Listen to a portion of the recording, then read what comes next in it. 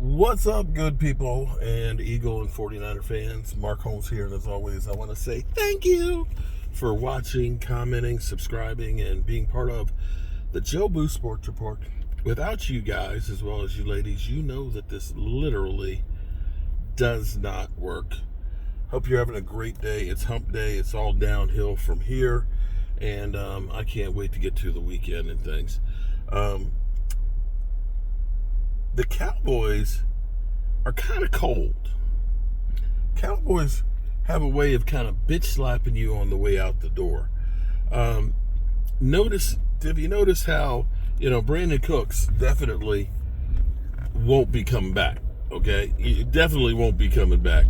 They've basically given his number 3 to Dante Fowler. Yeah.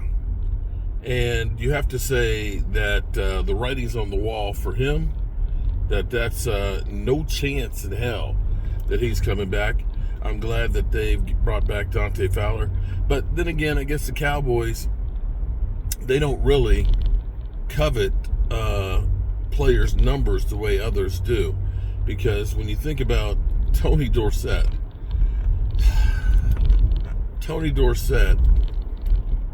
who was one incredible running back for those of you who never saw him play. Tony Dorsett, when the Cowboys had 9 players on the field on the 1-yard line, going to the house, 99 yards, okay? 99 yards. And you have to look at that and say, he's one of the greatest backs that the Cowboys had. It was like him, Emmitt Smith, and that's the list.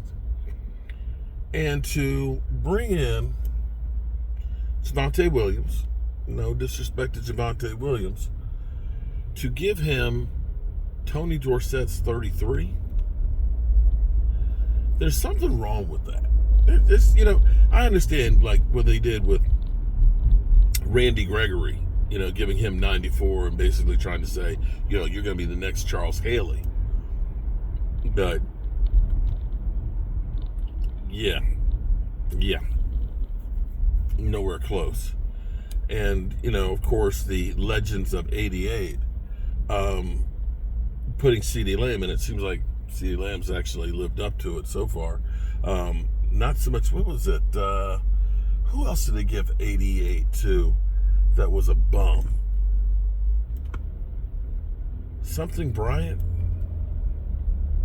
Not Des Bryant.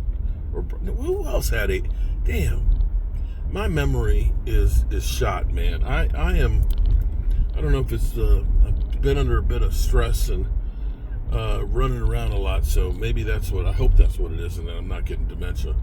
But the thing with the Cowboys right now that you've got to start thinking about is with Brandon Cooks, who did not have a very good year last year, was injured most of the season. He was your number 2 wide receiver. Jalen Tolbert, who was hot and cold. He had some good games, and then he had some games where he kind of disappeared on us. So you have to sit here and look and say, the Cowboys are going to have to get themselves another wide receiver in the draft or still in free agency. There's still a couple of guys that are out there, but I can say we can scratch Brandon Cooks off the list because they've already given away his number, and it's like, return to sender, address unknown. And I guess they just weren't happy with the production from last year. But the Cowboys do seem to be, for the most part, staying away from older players. They literally have gotten rid of everybody who's old, and if you're over 30 and not Dante Fowler and Dak Prescott, they don't want to have anything to do with you. And that might not be the worst thing in the world, but you are going to have to get some playmakers on offense. And I'm hoping and praying that they actually do. What's still interesting to me, we're still waiting to hear more about the Micah Parsons saga. It wouldn't be an off season if the Cowboys didn't have some kind of pay me drama. I'm hoping that hoping that things will kind of slow down a little bit and let me catch my breath. It's been crazy. It's really been crazy. Going back and forth up the road. My father-in-law, my dad, and other things that are just going on. I haven't really been able to, not that I am anywhere close to being a draft guy. I usually get a few pet players that I really like and want to get.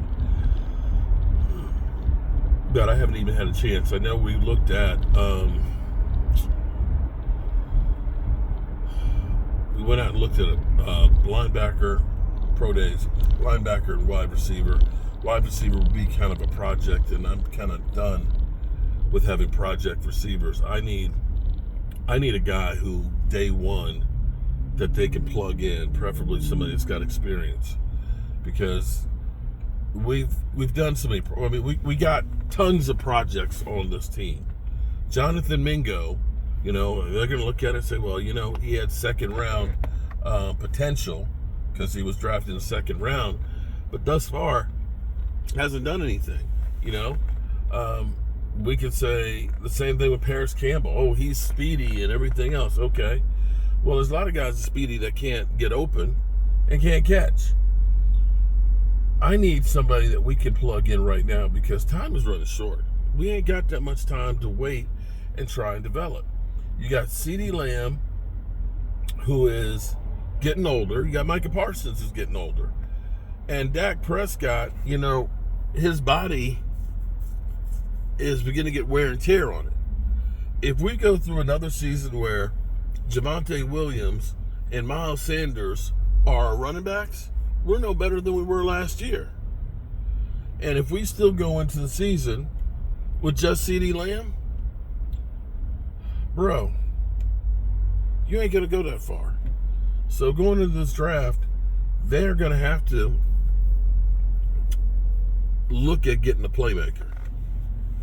Running back or wide receiver in the first round. And they got to be point blank 100% real. We don't get that, or if we don't address it here in free agency or a trade, we're screwed. But I still feel like there's a big move coming. There's a big move coming.